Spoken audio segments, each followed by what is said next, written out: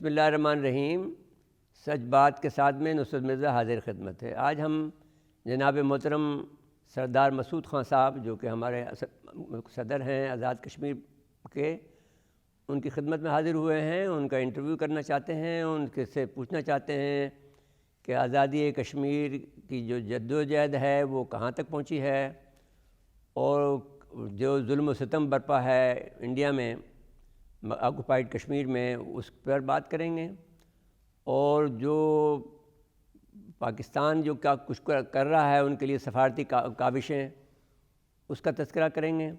اور وہ جو کرنا چاہیں، جو ہمیں ایٹمی دھمکیاں دے رہا ہے انڈیا، اس پر ہمیں گفتگو کریں گے. تو آپ کا بہت بہت شکریہ جناب سردار صاحب، آپ نے وقت دیا.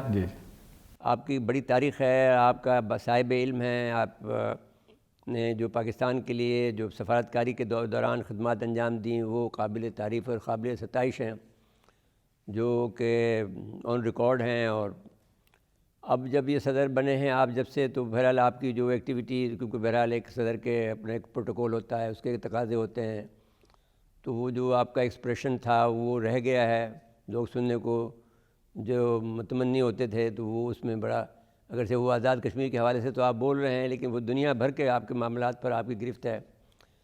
تو آپ پہلے آپ کا ہم شکریہ ادا کرتے ہیں کہ جب آپ کراچی تشریف لائے تو ہمیں موقع دیا آپ نے کہ ہمیں آپ سچ ٹی وی کو کہ آپ کا خدمت میں حاضر ہوں، اور آپ جیسے جید دانشور کا ہم انٹرویو کریں.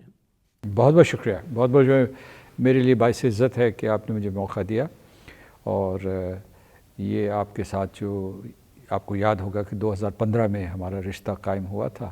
میں یہاں کراچی آپ کی دعوت پہ حاضر ہوا تھا، اور آپ نے چین پاکستان اقتصادی راہداری کے اوپر ایک بہت ہی بڑا اجلاس کیا تھا. پورا کراچی کے اسٹوڈنٹ موجود تھے. جی، کوئی 500 کے قریب مجھے یاد ہے کہ 800 جی 800 تھے، لوگ باہر میں بیٹھے تھے، جگہ نہیں تھی ہال میں.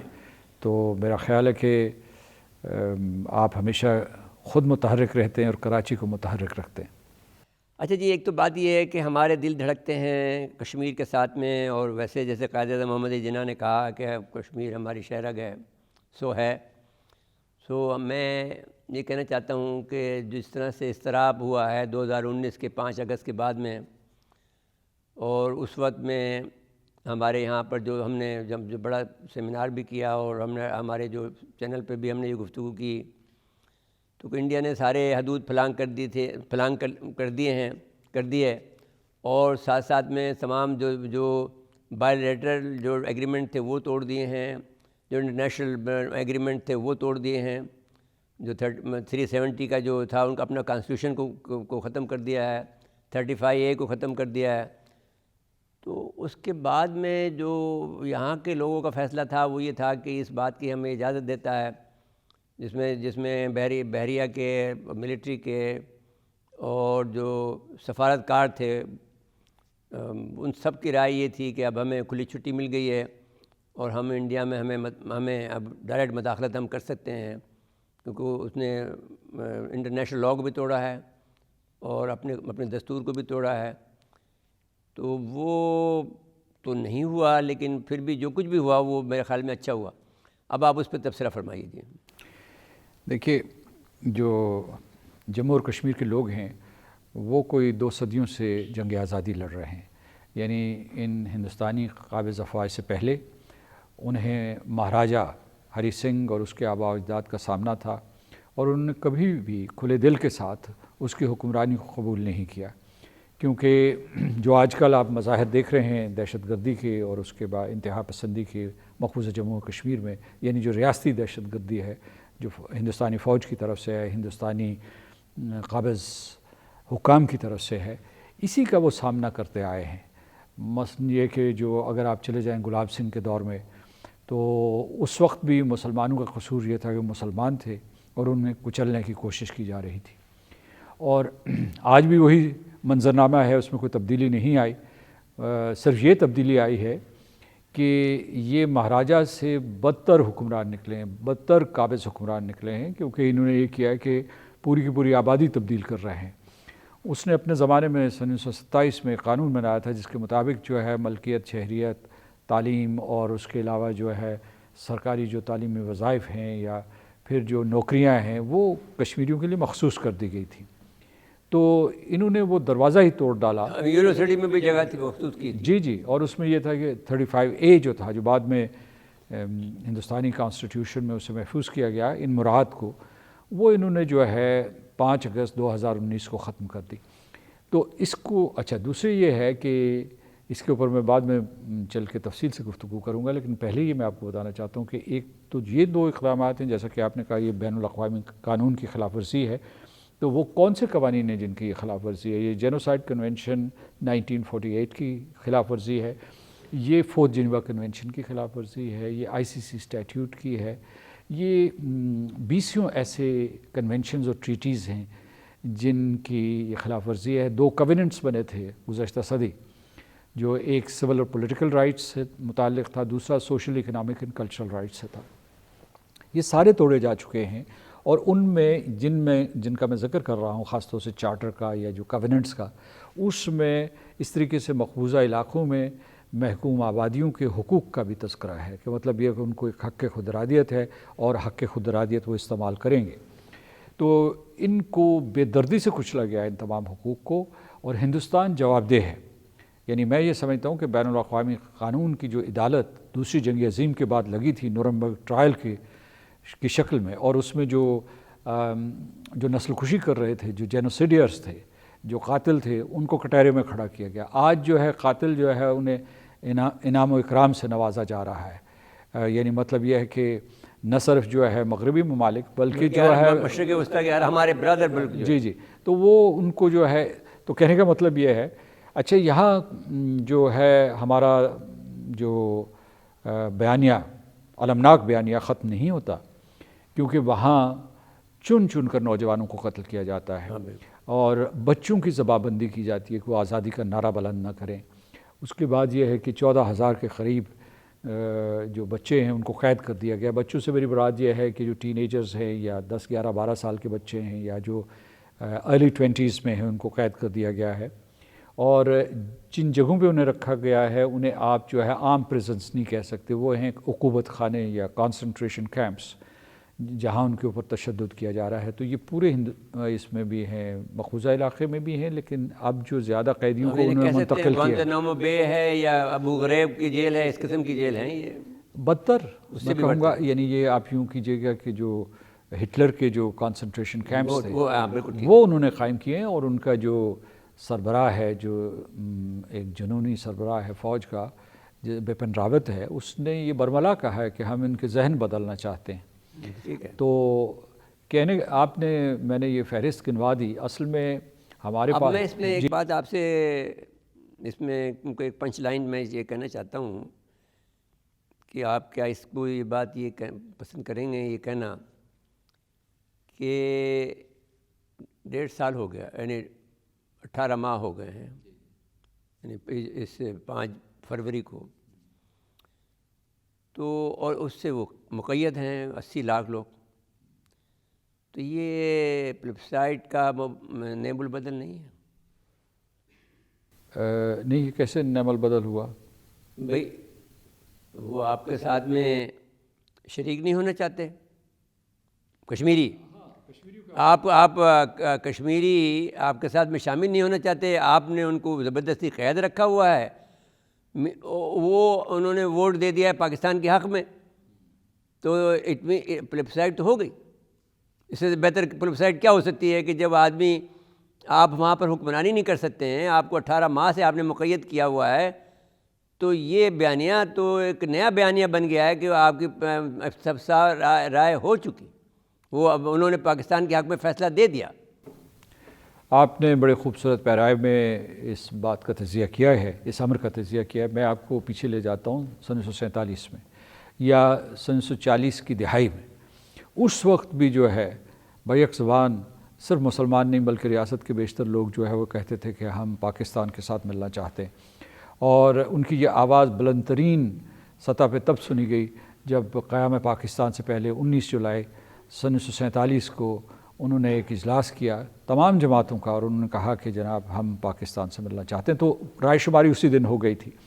لیکن میں آپ کو جو بات یہ کنفرمیشن مان لیجیے، پھر اگر یہ بات ہے تو پھر اس کو کنفرمیشن کہہ دیجیے. کنفرمیشن دوسرے میں یہ آپ کو بتانا چاہتا ہوں کہ اگر انہوں نے کشمیریوں کے قائدین، کچھ قائدین تھے جو قوم پرست تھے یا جو اس کا کشمیر کے لیے ایک الگ تشخص کی تلاش میں تھے، اگر ان کو ہندوستان نے نہ ملایا ہوتا، ہمارے راستے میں وہ رکاوٹ بنے، کیونکہ وہ ہندوستان کے حلیف اور ہواری بن گئے، اگر وہ نہ، اور ان کی نسلیں جو ہے ان سے حکمرانی کروائی، تو اگر وہ نہ ہوتا تو وہ یہ اتنی دیر بھی اس کے اوپر حکمرانی نہیں کر سکتے تھے. اور آج بھی جو ہے اسی نعرے کی بازگشت ہے، کیونکہ آپ دیکھیے کہ پاکستان کے ساتھ جموں کشمیر کے لوگوں کا اور اس سرزمین کا ایک فطری ناطہ ہے. آپ اسے غیر فطری طریقے سے کاٹیں گے تو وہ آپ کبھی بھی وہ تعلق قائم نہیں کر سکتے. اب انہوں نے یہ سوچا، یعنی یہ آپ یہ دیکھیے جو آپ بات کر رہے تھے، میں اسے بڑھانا چاہتا ہوں کہ وہ ایسے جھجلائے کہ انہوں نے کہا کہ جناب یہ تو قوم ہمارے ساتھ نہیں ہو سکتی. تو انہوں نے کہا کہ جی قوم ہی بدل ڈالو. تو اب قوم کے بدلنے کا عمل شروع ہوا ہے کہ وہاں سے ہندو لا کے آباد کرو اور وہ ان کے وفادار ہوں گے. اچھا، یہ میں سمجھ رہا ہوں کہ وہ آگ سے کھیل رہے ہیں، کیونکہ یعنی آپ اپنے گھر پہ، آپ کے گھر پہ کوئی کسی کو باہر سے آ کے ایک انٹروڈر کو، ایک حملہ آور کو جو ہے آباد کرنے کی کوشش کریں.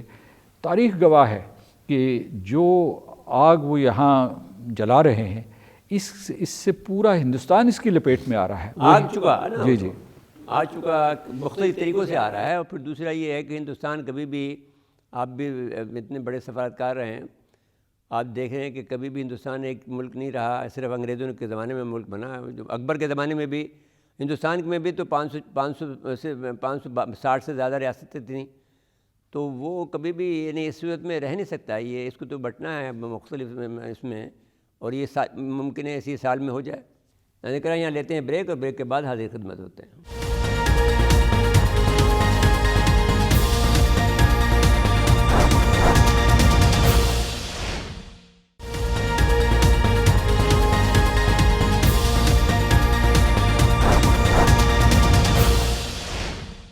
ویلکم بیک ناظرین. وقفے جانے سے پہلے جو گفتگو سردار صاحب فرما رہے تھے، ہم سے درخواست گزار ہیں کہ وہ اپنی گفتگو کو مکمل فرمائیں. عمل کا آغاز جو ہے خود بھارتیہ جنتا پارٹی اور راشٹریہ سوائم سیوک سنگھ نے کر دیا ہے کہ جب آپ کا نظریہ ہی نفرت ہے، جب آپ کا کام ہی یہی ہے کہ آپ لوگوں کو بانٹیں گے، اور چھوٹے بڑے میں کون جو ہے اعلیٰ کاسٹ کے ہے، کون جو ہے نچلی نسل اور ذات کا ہے، اور اس کے اپنے مذہب یہ بھی کہنا ہے کہ یہ سب سے دنیا کی سب سے بڑی نسل پرست حکومت ہے. دنیا کا سب سے خراب ترین نسل پرست مذہب ہے. درست ہے. تو یہ ذات پات پہ یقین رکھنے والے. اچھا، تو اس کا انسانیت کے ساتھ دور دور کا تعلق. تو انہوں نے اپنے دھرم کو بانٹ دیا. اب آئیے جو باقی مذاہب کے لوگ ہیں ان کے ساتھ دشمنی کا اعلان کیا ہے. پھر یہ نہیں بلکہ ہمسایہ ممالک کے ساتھ دشمنی کا اعلان کیا ہے. بھوٹان بھی نہیں بچا، یعنی مطلب ہے نیپال ہندو ہے. جی. تو اس لیے یہ ہے کہ یہ کیا بنگلہ دیش جو ان کے ہر وقت جو ہے ہاں میں ہاں ملاتا تھا، وہاں کی قیادت، اس کو بھی انہوں نے جو ہے اپنے آپ سے دور کر دیا. اور اس لیے میں یہ کہہ رہا ہوں کہ آپ نے کہا کہ یہ عمل کیا 1 سال میں مکمل ہوگا. مجھے کچھ خطرات ہیں اس سلسلے میں. ایک خدشہ یہ ہے کہ یہ ٹھیک ہے کشمیری مقابلہ کریں گے، یہ ٹھیک ہے پاکستان مقابلہ کرے گا، اور ہم اپنی جو سفارتی اور سیاسی مہم ہے اسے تیز تر کریں گے، لیکن وہ بھی بہت تیز رفتاری سے آگے بڑھ رہے ہیں. اگر 2 سال میں یا 3 سال میں، 2 سال میں میں کہوں گا، اگر وہ 60-70 لاکھ لوگ وہاں آباد کر دیتے ہیں، کیونکہ بڑی رفتار سے جا رہے ہیں. 6 مہینوں میں اگر انہوں نے 20 سے 30 لاکھ کر دیے ہیں تو ان کے لیے کوئی مشکل نہیں ہے. آباد تو نہیں کیے، ان کو پرمٹ دیے ہیں. ابھی تو ابھی آئیں گے تو دیکھیں گے نا. پھر نہیں، وہ بڑی تیزی سے بسیں بھر کے لا رہے ہیں. جی، بسیں بھر کے وہاں سے لا رہے ہیں، بہار سے خاص طور سے. وہ آپ نے فوٹیج دیکھی ہوگی. اور ہر قسم کی سہولت آپ کے پاس جو ہے ڈومیسائل ہو گیا تو it's a matter of time کہ کب آپ اپنا بوریا بستر باندھتے ہیں اور وہاں پہنچتے ہیں. لیکن میں یہ کہتا ہوں کہ اگر یہ 50 60 70 کے قریب لوگ لے آئے، کیونکہ اسی کی بنیاد پہ وہ اگلا انتخاب لڑنا چاہتے ہیں.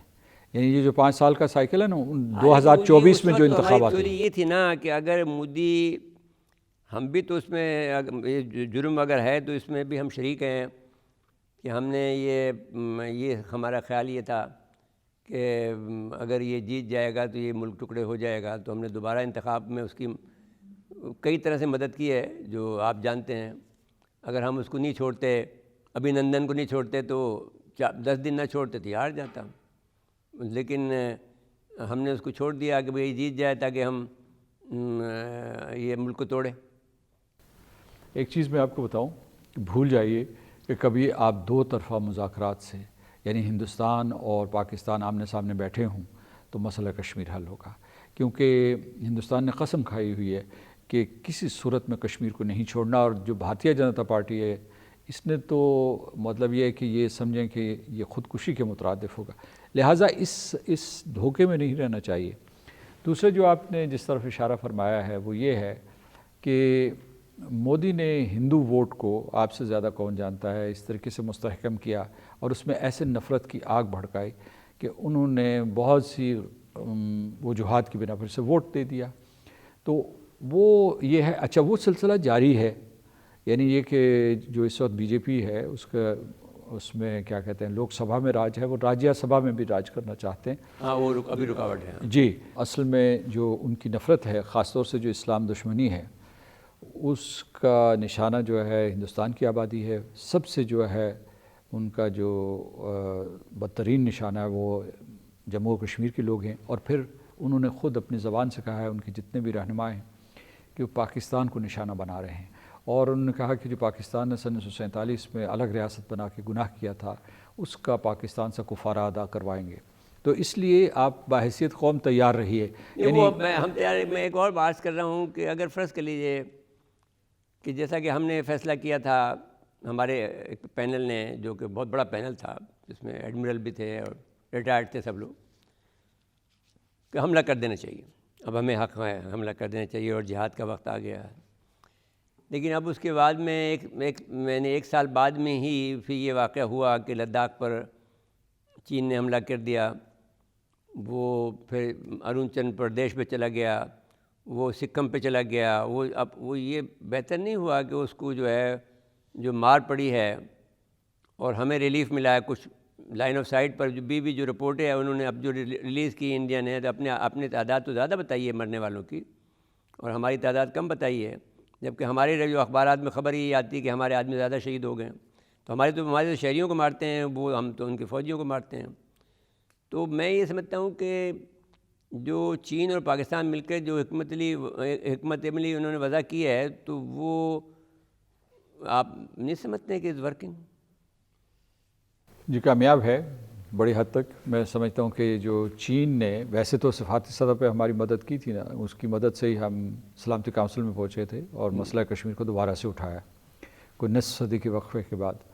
لیکن دوسری، جب انہوں نے جو ہے یہ تصادم ہوا، عسکری تصادم ہوا ہندوستان اور ان کے درمیان، اور ہندوستان کی ہزیمت ہوئی اور ہندوستان کو شکست کا سامنا کرنا پڑا، تو میں نے یہ کہا ہے کہ اس طریقے سے ہماری جو ہے ایک قسم کی ملٹری الائنمنٹ بھی ہوئی، کہی لیکن ہو گئی. کیونکہ ہندوستان ان دنوں منصوبہ بنا رہا تھا. اگر آپ ان کے جو رہنماؤں کے جو فوجی رہنما جو تھے، فوجی لیڈر جو تھے، کمانڈرز جو تھے، وہ یہ اعلانات کر رہے تھے کہ اب ہم آزاد کشمیر کے اوپر حملہ کر رہے ہیں، آزاد کشمیر پر، گلگت بلتستان پہ. اور بلکہ یہ اس نے راجناتھ سنگھ نے یہ کہا تھا کہ اقصی چین بھی واپس لینے گے چین.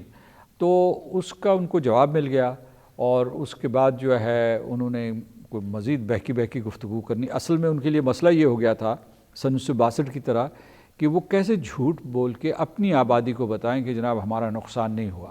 یعنی ان کو یہ کہ، اور آپ کو پتہ ہوگا کہ نریندر مودی نے ایک بیان جاری کیا اور اس نے ہندی میں یہ کہا کہ نہ تو کوئی انہوں نے، چین نے کوئی ہماری سیما پار کی ہے اور نہ ہی کوئی ہمارے علاقے کے اوپر قبضہ کیا. تو چینیوں نے یہ کیا کہ اس کا ترجمہ کر کے ہر جگہ سرکولیٹ کر دیا، حالانکہ آپ جو آن دا گراؤنڈ سچویشن ہے اس سے واقف ہیں. اچھا، 38,000 کلومیٹر کا رقبہ انہوں نے قبضہ کر لیا. تو میں اس میں یہ کہہ رہا تھا، متنازع تھا، وہ قبضہ نہیں کیا، غلط بات ہے، چین نے اپنا حق لے لیا ہے. جی، حق لے لیا. لیکن میں اس میں تھوڑا سا اضافہ کرنا چاہتا ہوں. جہاد کے سلسلے میں تھوڑی سی غلط فہمی ہے. لوگ جہاد کا وہ تصور لیتے ہیں جو مغرب کا ہے. مغرب کا یہ ہے کہ وہ سمجھتے ہیں کہ جو آئسس تھا یا القاعدہ تھا یا دوسرے جو چھوٹے موٹے گروپ ہوتے ہیں، یہ جہاد ہوتا ہے. حالانکہ جو جہاد ہے وہ ریاستی فریضہ ہے. ہاں بالکل، یہ اس میں تو دو رائے نہیں. پاکستان کے مارز وجود آدمی کے بعد ہمیں حق نہیں ہے. تو اس میں یہ ہے کہ ایک تو جہاد کے لیے اجماع کی ضرورت ہوتی ہے، اور دوسرے جو ہے جہاد کے لیے ضروری ہوتا ہے کہ ایک اسلامی ریاست ہماری اسلامی جمہوریہ پاکستان ہے، تو اس کا فیصلہ کرنا ہوتا ہے اور پوری قوم نے فیصلہ کرنا ہوتا ہے۔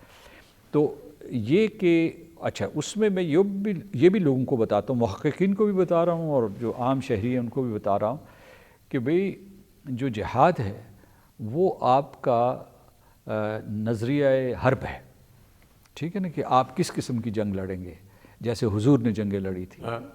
تو اس لیے آپ اس سے دستبردار نہیں ہو سکتے پروپیگنڈے کی وجہ سے، کیونکہ وہ آپ کا وار ڈاکٹرن ہے۔ کیونکہ امریکہ نہیں دستبردار ہوا، ہندوستان نہیں دستبردار ہوا، تو آپ نظریہ جہاد سے کیسے؟ نہیں، ہم نہیں ہو سکتے، وہ تو ہمارا ایمان کا حصہ ہے۔ جی جی بالکل درست ہے۔ اچھا جی، اب میں یہ گزارش آپ سے یہ کرنا چاہتا ہوں کہ جو بہت اہم بات یہ ہے کہ جس انداز سے ان کی معیشت تباہ ہو رہی ہے انڈیا کی، اگر آپ یہ آپ کی بات سے میں بات نکال رہا ہوں کہ جب آپ نے کہا کہ وہ ہندوؤں کو انہوں نے مجتمع کر لیا، تو اگر ہندوؤں کی پاپولیشن دیکھا جائے، جیسے جو حکمران جماعت ہے وہ تو 2.5% ہے۔ اگر دلت ہمارے ساتھ اس وقت بھی مل جاتے، تو آپ کو یاد ہوگا جب قائد اعظم دلتوں سے گفتگو کی تھی تو پھر انہوں نے کہا تھا کہ صاحب آپ پاکستان لے جاؤ، یہاں سے چلے جاؤ تاکہ ہم چھوٹے سے ملک رہے گا، اور ہم دلتوں کے ذریعے سے اگر دلت ہمارے ساتھ مل جاتے اس وقت تو ہم انڈیا پر بھی ہم حکمرانی کر سکتے تھے۔ تو اس طرح سے اگر یہ ساری جو بیلٹ ہیں، اور پھر میں ساری انڈیا کا میں نے دورہ کیا ہے، میں نے 5 دورے کیے ہیں، اسٹڈی ٹور ہے جسے آپ کہہ سکتے ہیں۔ تو ان کے ہاں تو کوئی مذہب یہ جو جسے آپ ہندو کہیں وہ زیادہ وہ 10% سے زیادہ نہیں جاتا۔ تو اب اس میں RSS کی وجہ سے جو ان کے پاس جو جتھا ہے اس کی وجہ سے وہ ایک گڑبڑ ہو رہی ہے، جو کنٹرول ہے ان کا اس کی وجہ سے ہو رہا ہے۔ ادروائز تو انڈیا میں کوئی آدمی جو ہندو بھی ہے تو وہ دلت ہے تو وہ اس کو قبول نہیں کر رہا۔ جی، وہ دلت کی آبادی 25 کروڑ کے قریب ہے، جی شاید 30 کروڑ بھی ہو، اور زیادہ ہے میرے خیال میں، تو وہ تو یہ کلیم کرتے ہیں کہ ہم 60% ہیں انڈیا کی جی آبادی کا۔ اچھا، دوسری جو ہے مسلمان جو ہے 20 کروڑ کے قریب ہیں، اور 25 کروڑ دعویٰ کرتے ہیں۔ جی جی، اور اچھا یوں سمجھیے کہ نصف سے زیادہ آبادی جو ہے وہ ان کی دلت، مسلمانوں، سکھ، کرسچنز، اور پھر اس کو ذرا بڑھا دے تو 60% تو بن جائے گی۔ اور دوسرے جو ہے جس اقلیت کا آپ نے ذکر کیا ہے، جو اشرافیہ ہے، جو ہندو مت میں اشرافیہ ہے، اور وہ ہر چیز کے اوپر کنٹرول چاہتے ہیں، انہوں نے یہ بہکاوا دیا ہے ان سب لوگوں کو۔ یہ جو دلت ہیں وہ کہتے ہیں کہ ہمارا DNA ایک ہے، اور یہ جو ہے یہ کوئی ہم میں فرق نہیں ہے، کوئی یہ نہیں کہ ہم باہر سے آئے ہوئے ایرینز ہیں اور تم یہاں کے مقامی لوگ ہو۔ تو اس قسم کا دھوکہ دے کے اور پھر نفرت کی آگ بھڑکا کے وہاں یہ نفرت بھڑکائی جا رہی ہے جی پورے ہندوستان میں۔ جو راشٹریہ سوائم سیوک سنگھ کا ذکر کیا، ان کو جو پرچارک ہیں وہ جاتے ہیں اور جا کے لوگوں کو یہ کہتے ہیں، اس طریقے سے ان کے برینڈ واشنگ کرتے ہیں لوگوں کی اپنے، کہ مسلمان سارا غلہ کھا جائیں گے، یہ بڑی تیزی سے بڑھ رہے ہیں اور تمہارے کھانے کے لیے کچھ نہیں بچے گا۔ وہ سوامی نے جو اس نے یہ تک کہا، جو بڑا پولیٹیشین ہے، وہ کہا کہ اب جہاں بھی 30% مسلمان ہوتے ہیں وہاں پہ پرابلم شروع ہو جاتا ہے۔ جی جی، اور دوسرے یہ کہ کچھ اس قسم کے جو ہے غلط اعداد و شمار دے رہے، سبرامنیم سوامی کا آپ ذکر کر رہے تھے، اعداد و شمار یہ دیتے ہیں کہ اب دیکھیے وہ 1 بلین کے قریب ہیں، اور مسلمانوں کی تعداد بتا رہے ہیں 20 کروڑ، چلیے مان لیجئے۔ یہ کیسے ہو سکتا ہے؟ ایک میں نے باقاعدہ جو ہے ایک مظاہرہ دیکھا، اور اس میں مقررین یہ کہہ رہے تھے کہ جناب یہ 2030 تک مسلمانوں کی تعداد جو ہے، جہالت بھی ہے نا، مسلمانوں کی تعداد ہندوؤں سے بڑھ جائے گی۔ اسے میں نے تہذیبی تصادم کہا ہے۔ میں نے کہا یہ صرف جو ہے اس نے للکارا ہے مسلمانوں کو، کیونکہ وہ مغرب سے مل کے، یا جہاں مغرب میں بھی تعصب پایا جاتا ہے، اسلام دشمنی پائی جاتی ہے، تو ان کا ایک قسم کا اکٹھ ہوا ہے کہ جناب مسلمانوں کے اوپر حملہ آور ہونا ہے۔ اچھا، اگر اجازت دیں تو یہاں بریک لے لیں، بریک کے بعد پھر حاضر خدمت ہوتے ہیں۔ جی ناظرین کرام، یہاں بریک لیتے ہیں، بریک کے بعد حاضر خدمت ہوتے ہیں۔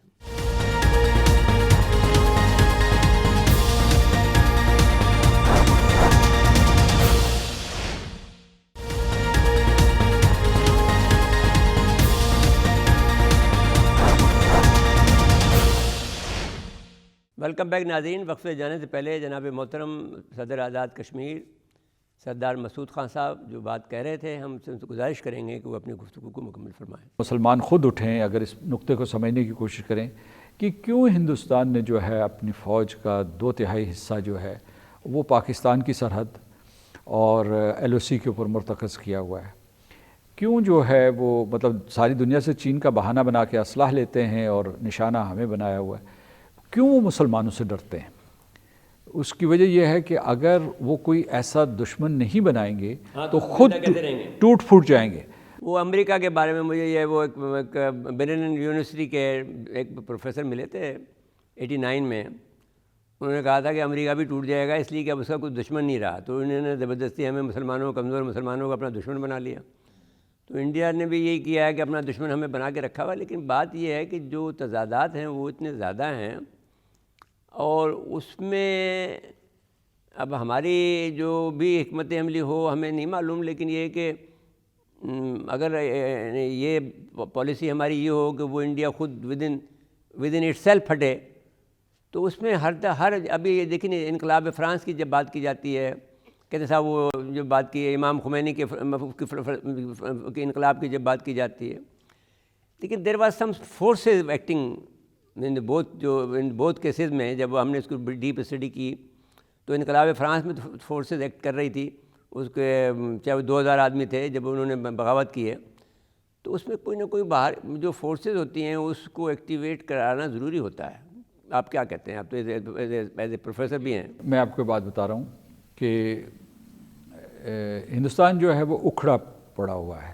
کیا مطلب ہے کہ جیسے کہ جب سے انہوں نے سیکولرزم کو ترک کیا, وہ بھی میں ایک مصنوعی قسم کا جو ہے گلو تھا جس سے انہوں نے ریاست جوڑی ہوئی تھی, اور دوسرا جمہوریت اور سیکولرزم جو ہے اس سے جوڑی ہوئی تھی. تو جب یہ آئے ہیں تو ان کا پورا طرز عمل جو ہے وہ غیر secular, naan secular and non democratic.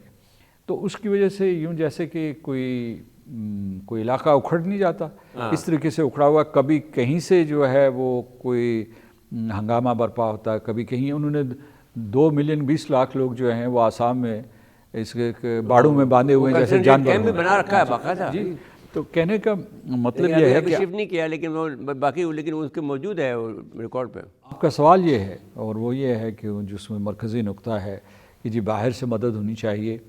تو اس میں ایک تو یہ کہ ہندوستان کے مسلمانوں کے اوپر جب ظلم ہوا تو وہ کھڑے ہو گئے. یعنی شاہین باغ میں جو ہے اس کی جب کہ تاریخ لکھی جائے گی, وہ کرونا آ گیا, مصیبت کرونا آ گیا, لیکن وہ جو زخم ہیں وہ مندمل نہیں ہوئے. دوسری چیز جو میں آپ کو بتانا چاہتا ہوں کہ عرب ممالک کے قائدین خاموش ہیں, لیکن وہاں کی جو شہری عوام ہے وہ خاموش نہیں ہیں. اور ان کو اچھا اسی طریقے سے مغربی دنیا اٹھی ہے, مطلب کریڈٹ بڑی بات ہو. یہ میں حیران ہوں کہ 4 عورتیں جو امریکہ کی, جو ایک سویڈن کی اور 3 امریکن, کمال کر دیا ان عورتوں نے. اور اس کے علاوہ یہ میں آپ کو بتاتا ہوں, یہ لوگوں کو یہاں علم نہیں ہے. میں نے کئی اجتماعات میں یہ بات بتائی ہے کہ گزشتہ سال جنوری میں, یہ جنوری کے آخر میں یعنی 2020 میں, جو یورپین پارلیمنٹ کے 751 ارکان ہوتے ہیں مکمل, اس میں سے 626 نے آدھا درجن ریزولوشن جو ہے وہ ٹیبل کیے. اور ان ریزولوشنز کے جو متن ہیں آپ پڑھیں, انہوں نے ہندوستان کی شدید مذمت کی ہے جو انہوں نے مسلمانوں کے خلاف رویہ اختیار کیا ہندوستان کے اندر. اور جموں و کشمیر کے بارے میں انہوں نے مطالبہ کیا ہے کہ وہ رائے شماری کروائیں اور اس کے بعد جو ہے اس کا کوئی تصفیہ کریں, سیاسی تصفیہ اقوام متحدہ کی قراردادوں کے مطابق. اچھا, یہ پورے کا پورا یورپ ہے, لیکن ہم لوگ جو ہے وہ اپنی کیا کہتے ہیں کہ سفارتی تنہائی کا ذکر کرتے ہیں. اگر ہم خود نہیں کرتے. آپ کو یاد ہوگا کہ جب آپ صدر کے عہدے کا حلف اٹھانے جا رہے تھے تو میں نے آپ سے درخواست کی تھی, اور یہ ممنون حسین صاحب جو صدر تھے ان کو تو لکھ کے دیا تھا باقاعدہ. اور پرویز رشید سے بھی میں نے کہا تھا کہ نواز شریف صاحب سے جا کر آپ یہ درخواست کریں کہ وہ ایک کشمیری ہو اس میں, اور کم سے کم جو ہر طبقہ فکر کے لوگ ہیں, جو سفیر ہیں ان کا 5 آدمی ہوں, اور ایک کشمیری شامل ہو اس میں. صحافی ہیں, پروفیسرز ہیں, ڈاکٹرز ہیں, انجینئرس ہیں, ملٹری کے ایکس سروس مین ہیں, اور اس طرح سے تمام جو کم سے کم 20 سے اگر ہم اس میں لے لیں ٹریڈ کے آدمی, اور وہ کارپوریٹ ہم سفارتکاری کریں ہر جگہ بڑے جا کر, اور جا کر بتائیں کہ کیا ظلم و ستم اس وقت ہو رہا ہے. تو آپ نے شاید مجھے کیونکہ جو بیان آیا تھا اس وقت جو ہے پرائم منسٹر کا، تو مجھے لگا کہ آپ نے وہ بات ان سے کہہ دی ہے، تو لیکن اس پہ عمل نہیں ہوا. اگر یہ بات ہم کرتے تو شاید ہم کامیابی کیا تو ابھی بہت دور کی بات ہے، لیکن کم سے کم ایک متحرک زیادہ ہو جاتے ہیں، صحیح سمت میں بڑھتے. اور میرا خیال ہے کہ رابطے بہت ضروری ہیں. مغربی ممالک جو ہیں اس میں بہت سی آوازیں بلند ہوئی ہیں، یو ایس کانگریس سے، یہ یورپین نیو یارک پارلیمنٹ سے ہوئی ہے، بے شک 100 آدمی نے فیصلہ دیا. جو ہے ملیشیا جو ہے اس میں، پھر اس کے بعد جو ہے آسیان، ترکی جو ہے ہمارے ساتھ ایک مضبوط چٹان کی طرح کھڑا رہا.